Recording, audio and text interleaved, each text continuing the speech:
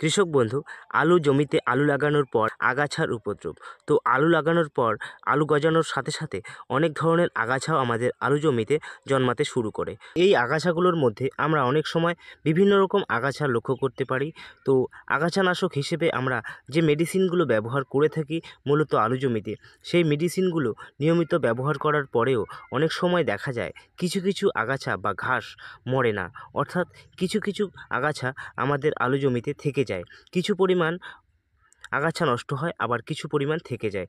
তো কোন ধরনের আগাছার জন্য কোন মেডিসিন আপনি ব্যবহার করলে সম্পূর্ণ রেজাল্ট পাবেন এবং আলু জমিকে আগাছামুক্ত রাখতে পারবেন, এবং তার সাথে সাথে কোন ঘাস বা কোন আগাছার জন্য কোন মেডিসিন সবচেয়ে বেশি কার্যকরী, এই বিষয়ে আজকের ভিডিও।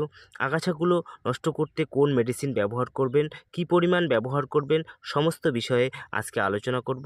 তাই আপনি যদি আলু চাষ করেছেন এবং আলু জমিকে আগাছামুক্ত এই রকমের পরিষ্কার পরিচ্ছন্ন রাখতে চান, তাহলে অবশ্যই আজকের ভিডিওটি আপনার জন্য গুরুত্বপূর্ণ।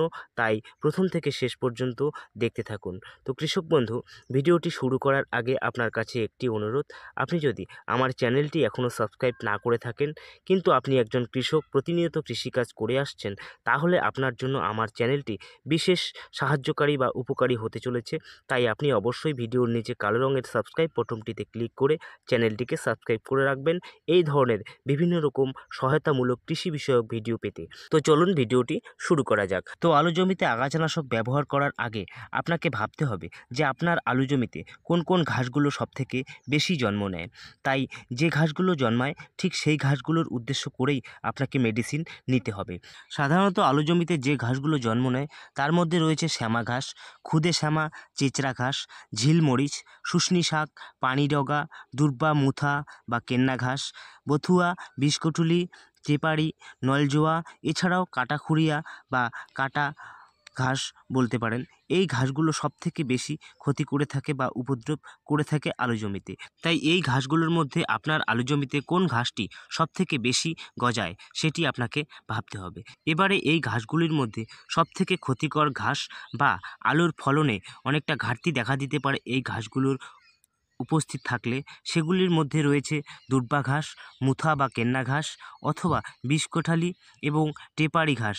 এই ঘাসগুলোর থাকলে আপনার আলু জমিতে অনেকটাই ফলন কমে যেতে পারে। তার থেকেও সবচেয়ে বেশি বংশবৃদ্ধি করে হচ্ছে নলজোয়া ঘাস।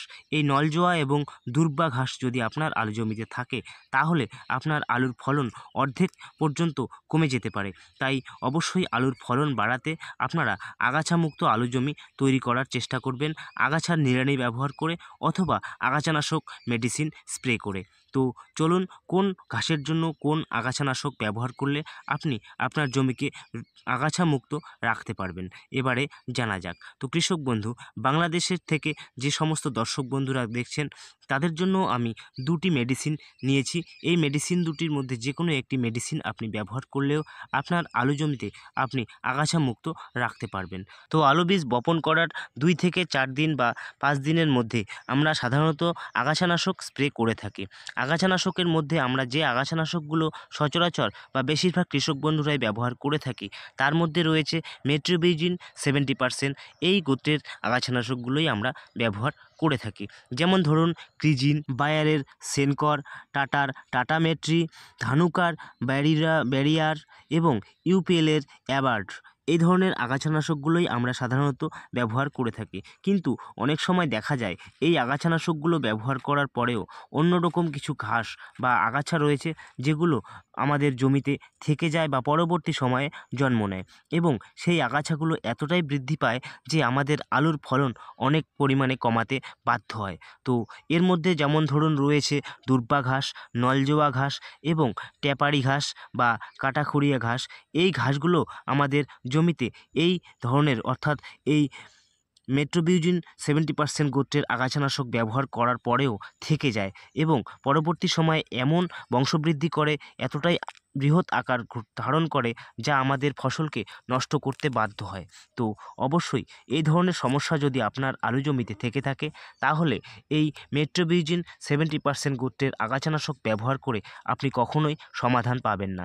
এর জন্য আপনাকে অবশ্যই আলাদা একটি মেডিসিন ব্যবহার করতে হবে। তো এর জন্য অর্থাৎ আপনার জমিতে যদি দুর্বা, নলজোয়া, মুথা বা বথুয়া এছাড়াও টেপারি ঘাস থাকে, তাহলে আপনাকে কোন মেডিসিন ব্যবহার করতে হবে। তো কৃষক বন্ধু, দুর্বা, মুথা বা কেন্না, বথুয়া, বিষকাঠালি, টেপারি, নলজোয়া, কাটাখুরিয়া এই জাতীয় আগাছাগুলো যদি আপনার জমিতে না থাকে, তাহলে আপনি অন্যান্য আগাছাগুলোকে ধ্বংস করার জন্য সাধারণত এই মেট্রোবিউজিন 70% এই টেকনিক্যালের যে মেডিসিনগুলো আমরা বাজারে পাই, তার মধ্যে সেনকর, টাটা মেট্রি এই আগাছানাশকগুলো ব্যবহার করলেই আপনি আপনার আলু জমিতে আগাছামুক্ত রাখতে পারবেন। কিন্তু যদি আপনার জমিতে এই ঘাসগুলো থেকে থাকে, তাহলে কিন্তু আপনাকে এই মেডিসিনটি ব্যবহার করলে চলবে না। এর পরিবর্তে আপনাকে অন্য মেডিসিন ব্যবহার করতে হবে। যেমন ধরুন, আপনার জমিতে যদি দুর্বা জাতীয় বিভিন্ন রকম ঘাস থেকে থাকে, যেমন নলজুয়া, দুর্বা অর্থাৎ চিকন পাতার কিছু মজবুত ঘাস থেকে থাকে, তাহলে আপনাকে তরকা সুপার ব্যবহার করতে হবে। এই তরকা সুপার যদি আপনি ব্যবহার করেন, তাহলে দুর্বা জাতীয় ঘাসগুলোকে আপনি আপনার আলু জমি থেকে তাড়াতে পারবেন। এই তরকা সুপারের মধ্যে যে টেকনিক্যাল রয়েছে, সেটি হচ্ছে কুইজালোফপ এথিল 5% ইসি। এই গোত্রের যে কোনো আগাছানাশক ব্যবহার করলে আপনার জমি থেকে এই দুর্বা বা নলজোয়া জাতীয় ঘাসগুলোকে আপনি ধ্বংস করতে পারবেন। তো এই তরকা সুপার যদি আপনি ব্যবহার করেন, তাহলে কি পরিমাণ ব্যবহার করবেন? এই তরকা সুপার যদি আপনি ব্যবহার করেন, তাহলে প্রতি লিটার জলে 2 থেকে 2.5 ml নিয়ে আপনার আলু জমিতে ব্যবহার করলেই আপনার আলু জমিকে এই ঘাসগুলো তাড়াতে পারবেন এবং আলুর গাছগুলোকে সুস্থ সবল রাখতে পারবেন। তো এছাড়াও আপনি এই মেডিসিনটি অর্থাৎ ধানুকা ডায়নাফপ এটিও আপনি ব্যবহার করতে পারেন। এর মধ্যে যে টেকনিক্যাল রয়েছে, সেটি হচ্ছে ক্লোডিনাফপ ও প্রপার জেল 15%। এই টেকনিক্যালের যে কোনো আগাছানাশক আপনি পেলে সেটিও ব্যবহার করতে পারেন। এবারে এটি যদি আপনি ব্যবহার করেন, তাহলে প্রতি একরে 160 গ্রাম ব্যবহার করার চেষ্টা করবেন, অবশ্যই 180 থেকে 200 লিটার জলের মধ্যে।